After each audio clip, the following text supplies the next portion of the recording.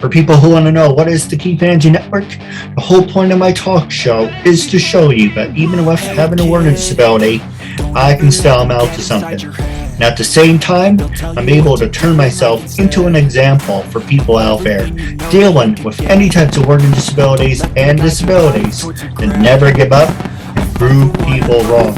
Prove to them that labels do not dictate who you are and who you're going to be, so prove to them to stand out to something. If only I could go back in time, I tell myself that everything will end up alright. Hi, my name is Meitar Paz. I was just on Keith Andrews' show. I had a great time. Loved talking to him about my acting journey. I think he's an amazing interviewer. He's doing a great job. He's definitely putting his heart in his work, and I'll be happy to be on his show again. So, watch his show, watch my episode, and I'll be happy to answer any questions you guys have. And yeah, just give us a like, give a follow, support his work because he's doing an amazing job. Ladies and gentlemen, we are here with the most beautiful actress you're going to see anywhere. But you get to see her right here on the KeithAndrewNetwork. As you heard from the recommendations, she introduced herself, but not kissing your butt. But I do want to take my hat off to you. You won 24 awards and you were nominated 2 times. And I think you are a huge inspiration. I just want to say thank you for being here on the KeithAndrewNetwork. Thank you so much for having me. It's really nice to be here. Oh, the honors thank you are for mine. your kind words too. Sorry. Oh, don't worry about it. I'm a bad flirt. My dad says I have diarrhea of the mouth. It's funny. I can flirt with women, but I'm still single. Go figure on that. But the questions I'm going to ask you some easy questions, some hard-hitting ones. One thing I'm going to point out to our viewers, there is no more commercial breaks. It's completely 30 minutes of uncensored. You can say anything, talk about anything you want. And I just want to get you fired up. As long as I get to make you laugh, I know I'm doing something right. So the first, go ahead. No, I said awesome. I'm ready. So the first question I want to ask you is tell our audience a little bit about yourself.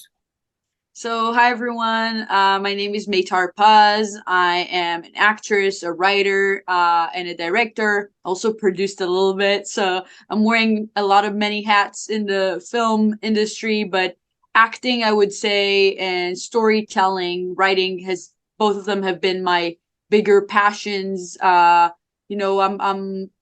feel like as an actress, as in a filmmaker, I really want to create some content that will, touch people's hearts and hopefully create a positive change in this world.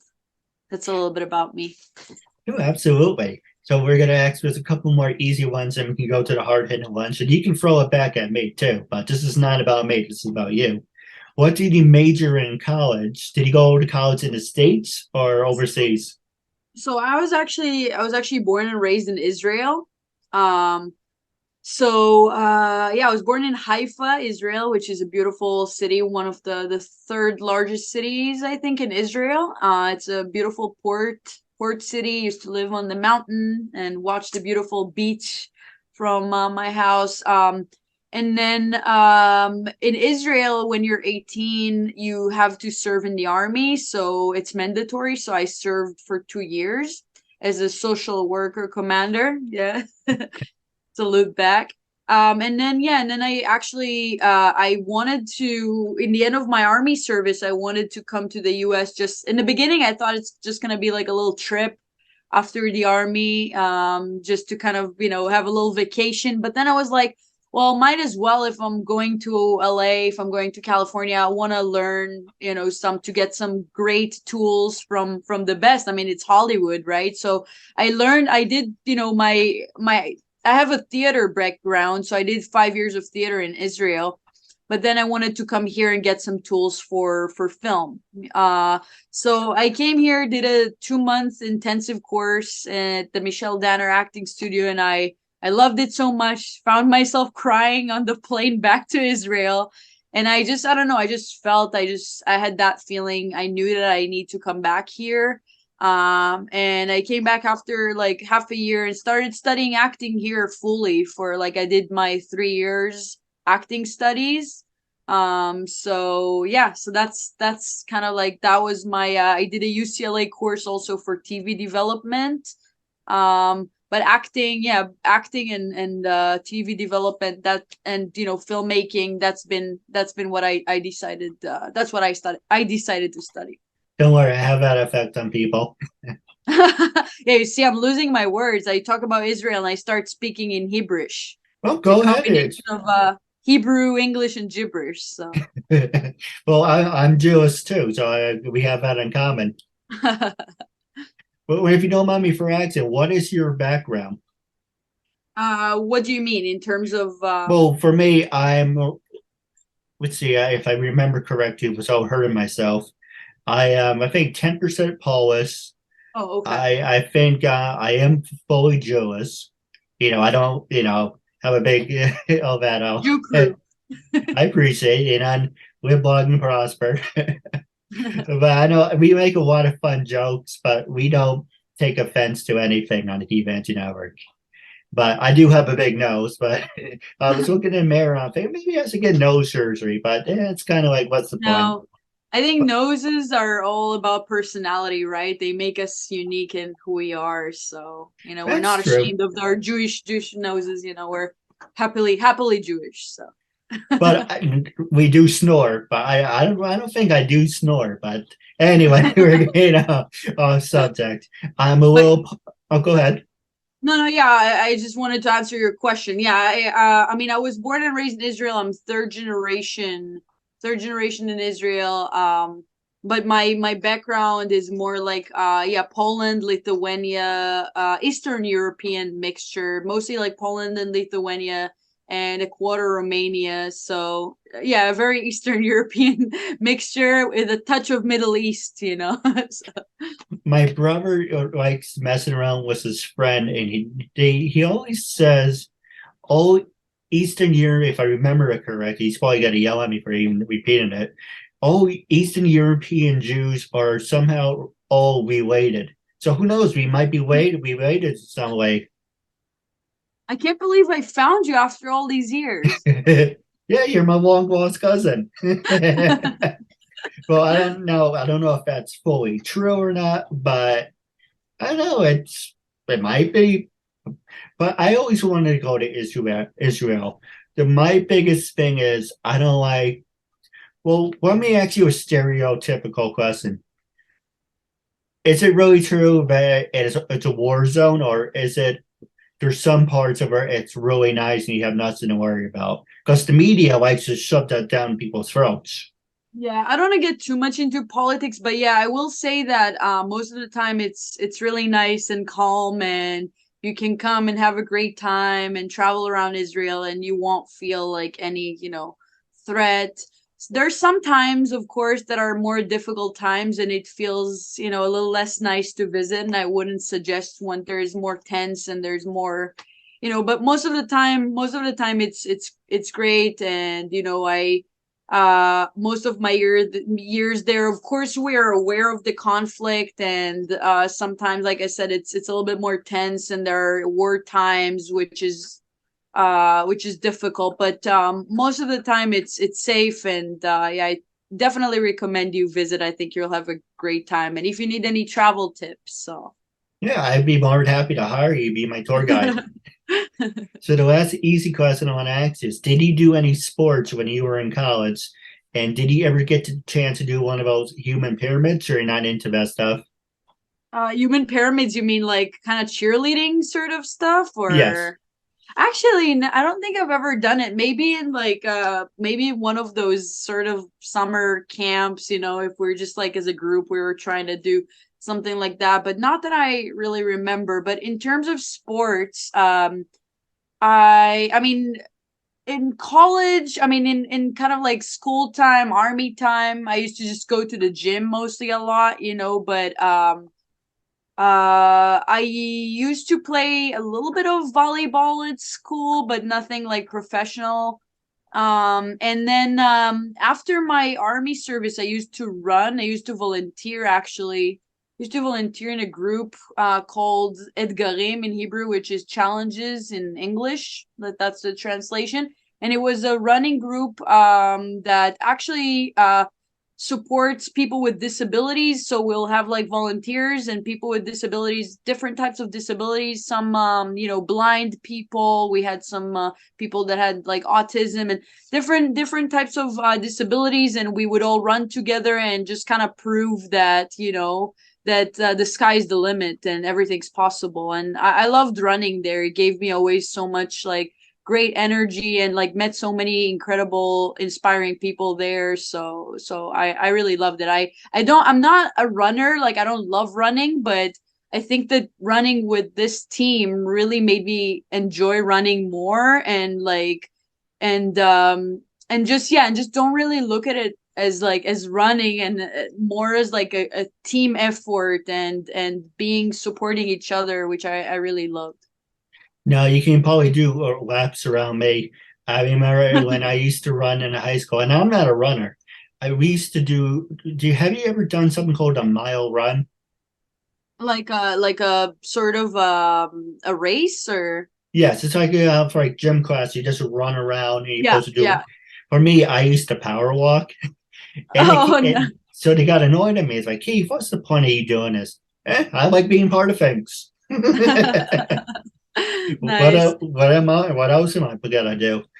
Yeah, our sports teachers, they always used to terrorize us with like, making us run in circles. And yeah, it was never like, I didn't like it at the time, but like I said, once I joined this group, I learned to appreciate it and even enjoy running, because we used to run at the beach.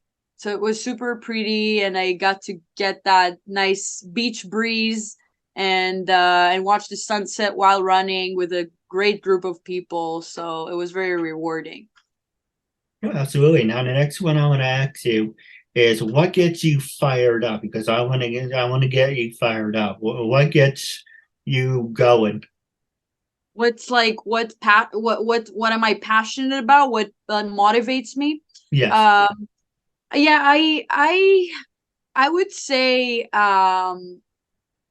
what motivates me is that first of all, my close people, the close people around me that are my biggest supporters and friends and family, that every time I kind of you know I feel like, oh, because it's a very difficult business, and I left everything to come here and kind of start from scratch, and I think my little private audience of the people that I love, they've always been there behind me. And my mom's been like, my biggest fan, and my family in general. I mean, they've been so supportive. So every time I'm kind of like, I don't know, like it's a lot, is it worth it? So they are really like firing me up and like really kind of like, come on, you got this. Like, you're doing great. And I'm very grateful for that. But then for me personally, I mean, I think that I'm just a very like, in general, like I'm a very passionate person about what I do and what I love. So I just enjoy creating. And every time I do what I love, I'm the happiest. So that's a great motivation for me to know that I get to do something that makes me happy. So I'll keep pushing. And I think also just like I said, creating some sort of a positive change, helping other people, that really pushes me to kind of want to do more. And just knowing that maybe with my films or with my art, I helped one person, that already like is a big motivation for me to keep going. No, absolutely. Now we're going to talk about disabilities, but I do want to talk about the big elephant in the room because I find it's very interesting. I find it fascinating. 22 awards. Yeah, would you like to tell us a little about it? Yes. How did you start that journey? So I've been very grateful. Like, again, I think creating a film, it's pretty much like giving birth, right? I've never had babies before, so I can't compare, but I think, it's a process because you create something of your own, you put a lot of time and effort into it, and, love, and it takes a long time, sometimes more than 9 months too. Yeah, so you put a lot of time and effort, and you're hoping that when you share it with the world, like other people are going to enjoy it, or it's going to touch them, or inspire them in any way. And I'm just very grateful that my project so far, so my first film, I wrote a film a few years ago that was called And They Lived, and that was a film about the confusing gap between relationships in the real world versus this like Disney fantasy that people live up to. They grow up watching all these Disney movies and fantasize about this, the prince on the white horse, or the beautiful princess, the delicate, perfect princess. And life is harder than that. Life is more complex and more difficult, and we end up getting disappointed once we see, like, oh, we can't really have that Disney fantasy. So we think that instead we have to just like kind of go for something that is not necessarily right for us, to just kind of say, oh, because I can't get that that amazing fantasy, I will compromise, which is also not good. It's like, so in my film, I was talking about that you shouldn't, you shouldn't look for that unrealistic fantasy, but you also shouldn't settle for something that is not good for you, that it doesn't, that is because relationships are hard, that they required hard work and dedication. You need to build your own realistic fantasy. It's of course, yeah, like the Disney movies, there are going to be some dragons along the way, but you have to, if you really love the person, it's worth fighting for. When, of course, when it's not, that takes me, I guess, to my next film, which is actually about our relationship, the kind of the red flags in relationship, and the invisible red flags in relationship and domestic violence. So of course, this is a completely different, approach, that even, of course, when there's love there is sometimes relationships that still have a lot of love, but they become very dangerous. And when it becomes that toxic, that it's you have to leave. The signs sometimes are not as clear, or not on the wall. But with my newest film, I was hoping to kind of show the audience that those red flags that they usually search for are not always very clear, and they need to really open their eyes and be aware of also those invisible red flags. And yeah, getting awards, we got, I think, 11 awards for And They Lived, and then 24 awards for Invisible Flags. So I've been very, very lucky, very grateful. I'm glad that my work is reaching, different people around the world, and people are enjoying it, and are, I hope, hopefully inspired by it. And yeah, just creating something that, like I said, meaningful and has a message. That's kind of my goal. I'm glad that to get these awards, and both as an actress, as a filmmaker, I won like also a few Best Actress awards, which really, really touches my heart, because acting, when I act with my heart. So knowing that it reached other people's hearts really, really makes me happy. No, I agree with you 100%. Now, the next one I want to ask you is, what is your claim to fame? Obviously, you just gave a whole list, so that's going to sound like an oxymoron. But what is, out of everything that you accomplished, what is the one thing that said, you know what, this really is my claim to fame? What am I most proud of, you would say, or? Well, any way you want to look at it. Mm. Well, I give you an example. Like, my claim to fame will be my talk show.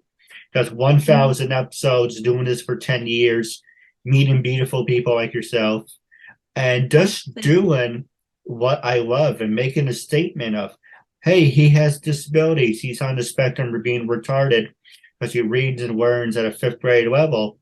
But look at what he was able to accomplish. If he can do that, he can, I can do it too. And you won 22 awards, and you are an inspiration. But what was that? No, absolutely. What was that very first moment to say, you know what? Was it at that moment when you finally announced that you won 22 awards, said this is my claim to fame, or do you think it goes beyond that? I think it goes beyond that. I think that every like my career timeline, I got throughout the way, I collected a lot of these little puzzle pieces that really kind of, I guess, proving myself that I know that I'm in the right place, and I know that I'm doing what I need to be doing.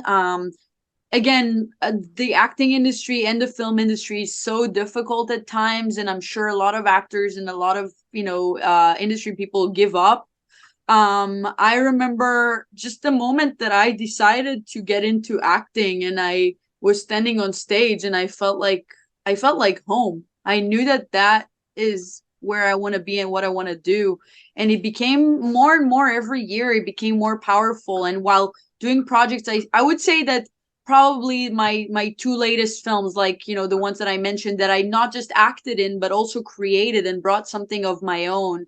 The first film got on Amazon, which definitely, I'm proud of. And then the film right now winning 24 awards. I mean, like I said, I'm so grateful, and I want to keep that. I think I would take these as kind of my fuel and motivation for myself to just kind of keep going and keep creating and appreciating what I've gone through so far, and what I'll hopefully what I will create in the future. So No, absolutely.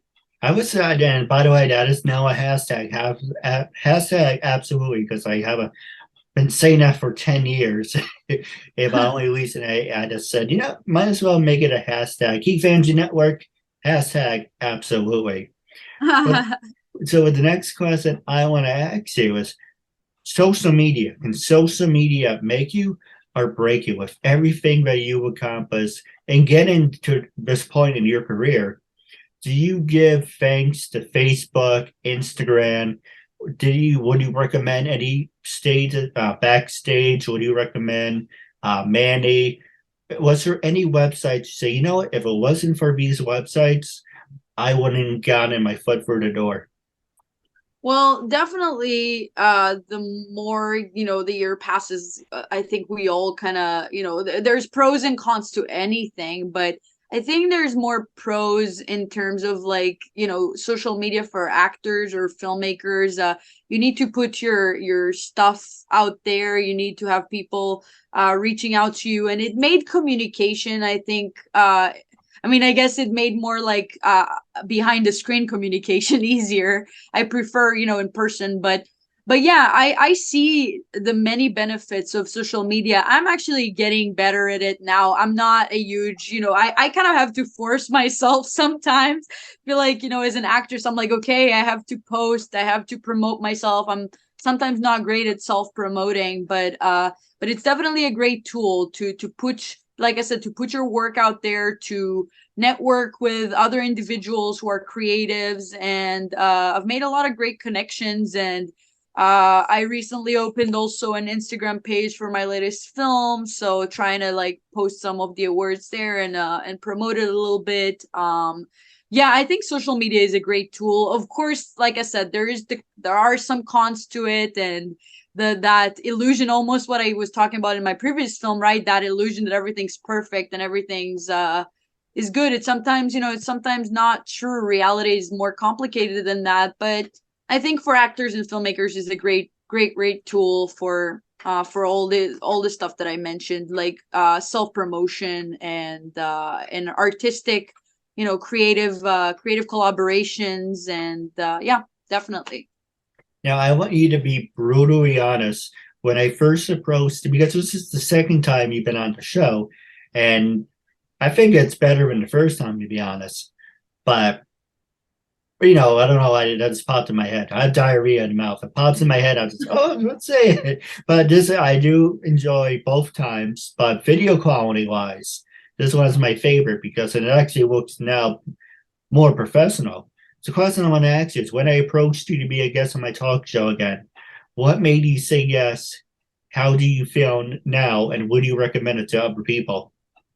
Definitely. So I was very happy, of course, to receive your message, and very happy to be on your show. And yeah, I love a good opportunity, of course, to share my journey with other people, and seeing someone like you that is also very passionate about what he does, and like very kind. Like, I loved communication with you. It was always really nice, communicating with you. And yeah, I wanted to be able to share my journey, and to kind of show the different steps in my career. And yeah, I'm just happy to be here, and thanks for contacting me and inviting me. I'm always glad to talk to you and connect. And like I said, I love your commitment, and your how passionate you are about it. And I think that's what I love, that art connects us as creators. So I'm happy